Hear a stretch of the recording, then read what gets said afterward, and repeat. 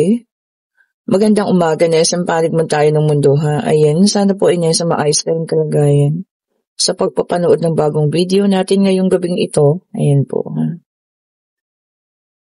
Ang araw ngayon ay Martes pa rin po, ha? 2 ng Desyembre, no? Ayan, sana po ay nasa mabuti kayong kalagayan, ha? Okay po. Pasensya na kayo sa mga ingay na naririnig. Okay. Tignan pa natin. Okay, so meron tayo ditong Ace of Swords. Ayan.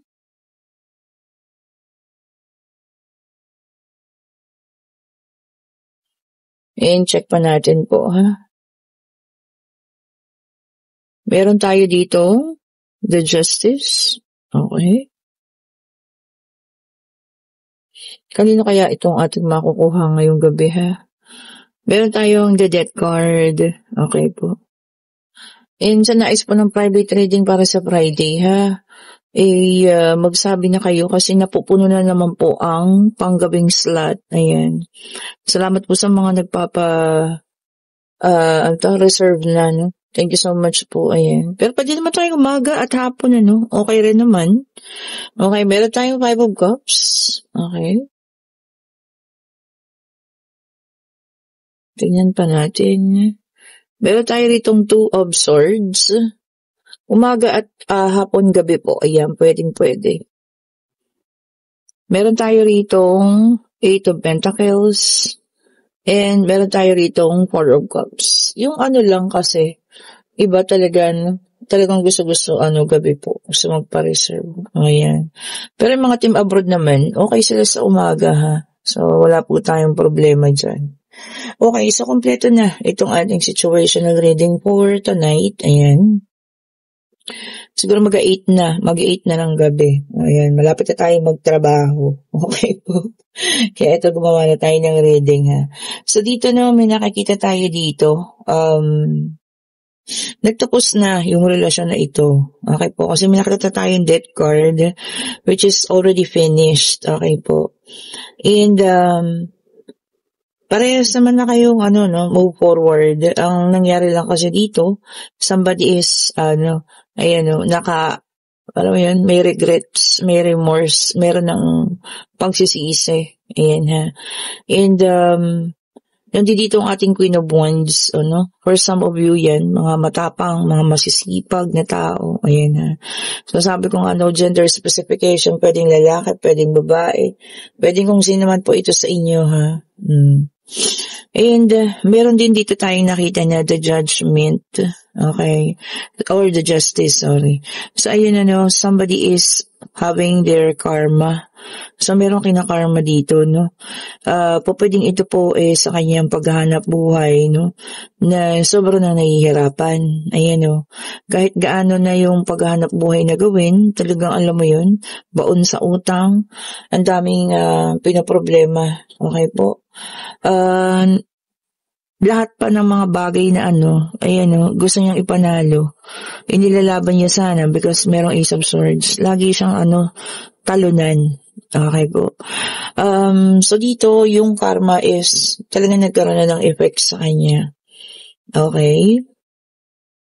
And one thing na alam niya na makakaalis itong karma na to is yung tawag dito, forgiveness. Ayan. Forgiveness or pagpapatawad. Okay. So, yun yung alam niya na magiging dapat or tamang solusyon. Para alam mo yun, makaalis siya sa ganitong sitwasyon. So, kayo po, sa palagi ko ang tao ito grabe ang sakit na dinulot sa inyo. Kayo po ba'y magbibigay ng tawad or hahayaan nyo na yan? Kakalimutan na lamang ang taong ito. Yun kasi yung alam niya na paraan para makaalis siya sa sobrang hirap na dinadanas niya ngayon. Which is, alam ko rin, yun ang pinaka, alam niyo yun, dapat niyang gawin. Unang-una, sa inyo ay humingi po ng tawad. Hindi kanino man, kundi sa inyo na kanyang nasaktan. Okay po. And then, meron tayo rito, kaya magkakaroon kayo ng difficult decision. Baka kasi sobrang sakit din, no? Kaya hindi pa ganun dali na sasabihin natin na magpatawad. And then, meron tayo ritong Eight of Swords. Ayan, ha? Hopeless na siya and helpless. Oh. Talagang as in wala na. Inabot na talaga na sobrang kamalasan. Hopeless na po yung pakiramdam niya. Feeling niya wala na talaga. Hindi na makakabangon. Wala nang tutulong. Di po ba? So, kayo po ang kanyang gustong hinga ng tulong dahil alam niyang sa kanya or sa iyo siya nagkasala. Okay, so magkakaroon ng pag-uusap. This is a Three of Pentacles and kung nakikita niyo naman nag-uusap na, no? Talagang magkakaroon na siya ng determination, ano, dahil nga sa pagkagusto niya makaalis sa kanyang sitwasyon na kinaroroonan niya ngayon. So, pipilitin ka or somebody, no, nakakilala niyo, hihingin siya ng tulong para makausap ka. Okay po. Okay. And then, meron tayong The Lovers. O, yun pa isa, no? Soulmate kasi. So, kung ano yung dinadanas ng isa na kaginawahan sa buhay, siya namang pagiging down ng isa, ha? Diba? Ganun talaga ang soulmate. Kung ano yung wala sa isa, nandoon naman sa isa. Kaya kayo nagiging swak, diba? Diba? Ganun yun. Kaya po tawag ay soulmate. Diba? So, ayun na talaga, no? Kailangan kanyang makausap. Ramdam niya rin sa sarili niya na yun ang kailangan niya po. And then, meron tayong Page of Pentacles. Ayan. Gumagawa na siya ng mga plano, ha? Developing plans, sabi rito. No? Kung paano kakausapin, kung paano magpapaliwanag, kung paano hihingi ng tawad. Ayun na. Ano man, nasa sayo pa rin, ha? And then, this is an Ace of Cups. Okay, napakaganda nito, no? Sabi niya dito, it might be that you have a new relationship or a new romance. Baka meron ka na din bago. Yun ang mahirap. Kasi pag may bago na, hindi mo napapansanin to, eh. Di ba po? Kahit pakagaano mo to dati ka gusto. Pag dumating na yung bago, wala na. Sabi nga nila, was na. Di ba po? And then, meron tayo ditong Four of Cups. Ulit, apathy cards. Sobrang pagsisisi, no? Grabe. At napaka-negative na ng mga ngayon. Kumbaga nararamdaman niya. Sobrang negativity, ha? Napaka-negative na po ng mga nararamdaman niya sa ngayon. Alam niyo yun, yung awa, nakakaawa na talaga. Siyempre, diba? Pero, sabi ko nga, ikaw pa rin po ang magde-decide, ha?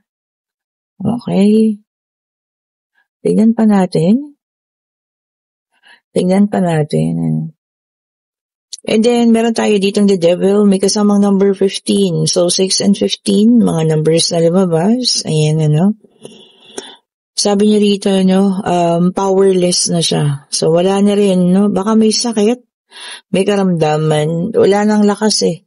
Powerless na rin daw po, no? Nanghihina na, ano? Pero sa sobrang sunod-sunod din, nakamalasan na trauma yung dumating sa buhay.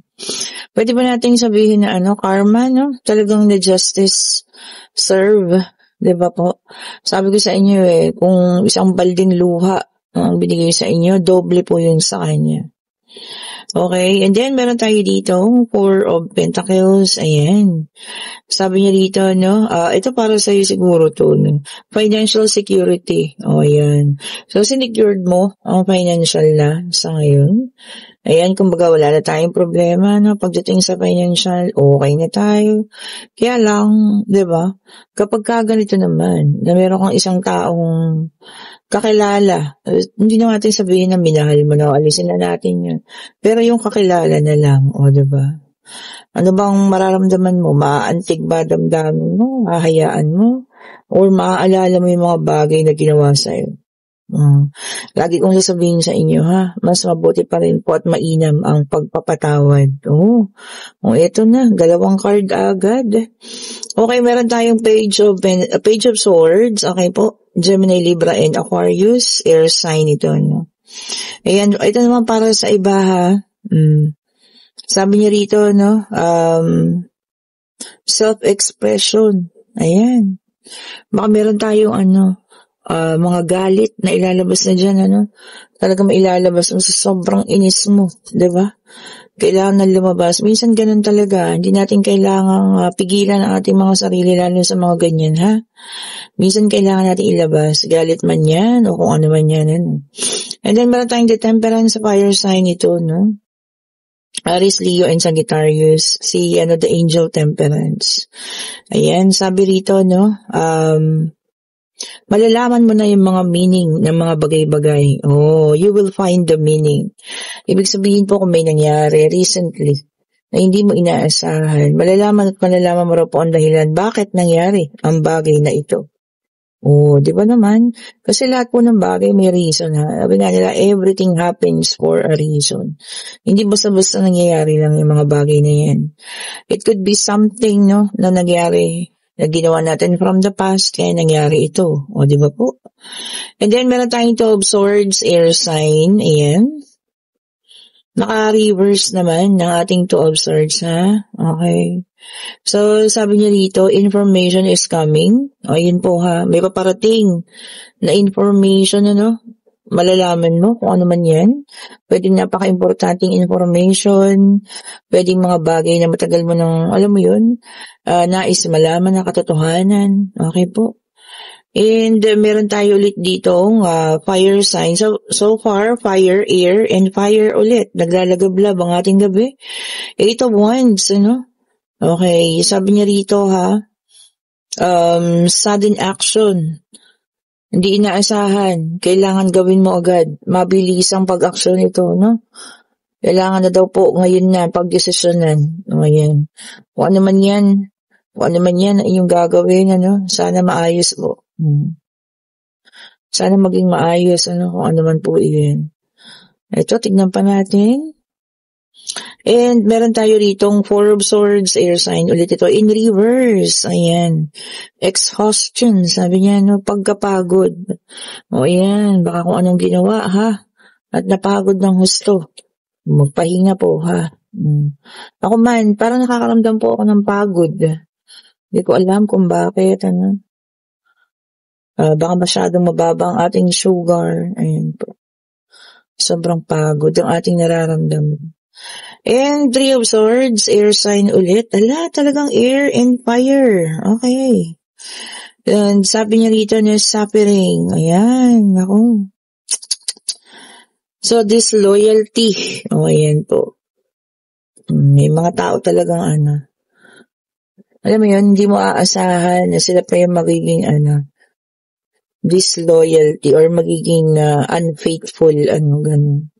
Kung sino naman makakaranas po, ha, pwede nang magalit. Bakit naman hindi, diba? Kaya lang i-contain ang sarili pa rin.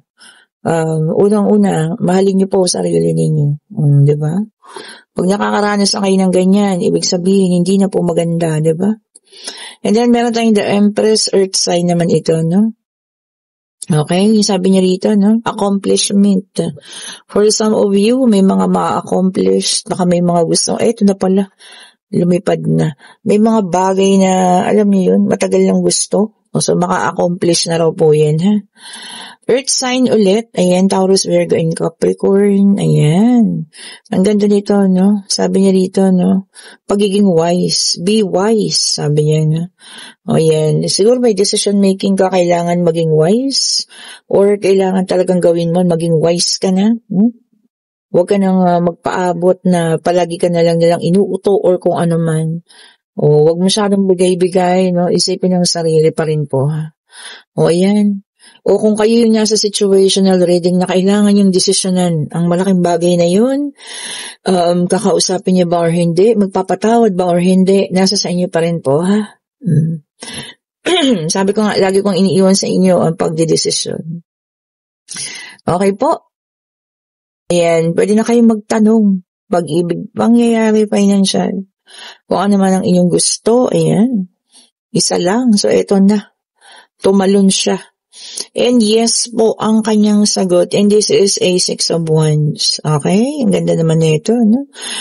O yung iba sa inyo po ay mare-recognize. So, pwedeng may mananalo din, ano? Contest. Ayan. Meron din pong marirecognize ang dahil sa kanyang magandang ginawa. Baka sa community ito, pwedeng sa trabaho ninyo o kung saan man po ha, you will be recognized, sabi nga nila. Or ikaw ay kikilalanin. Ayan, kung gusto niyo po ng private reading, pa-like, pa-share, pa-subscribe, and hit the notification bell para lagi kayong updated sa mga bagong video na nire-release natin. At sa lahat pong gustong bumili ng ating bracelet, ayan, inaabot ko siya. Ayan ha, ayan, mag-order na po kayo. Ayan, mga team abroad natin dyan. Para protection ninyo ha. Malapit na naman ating New Year. Kailangan nyo yan. And kung gusto nyo ng abundance, syempre dun tayo sa mga ang tawag dito, mga citrine at saka yung ating power combination bracelet. And syempre, kailangan nyo rin na, kung gusto man pabango, ayan, kayo po mag-order na ha. Ng pabango. Yan, click yung link, nandiyan lang po sa comment section po. Okay po, kung nagugustuhan yung ating reading, pa-like, pa-share, subscribe, and hit the notification bell para lagi kayong updated sa mga bagong video na nire-release natin. And kung gusto nyo po ng private reading sa Friday, mag-message na po kayo ha, click nyo lang po yung link. Thank you so much po for watching. Have a great evening. Ingat po sa lahat. Bye-bye po sa inyo.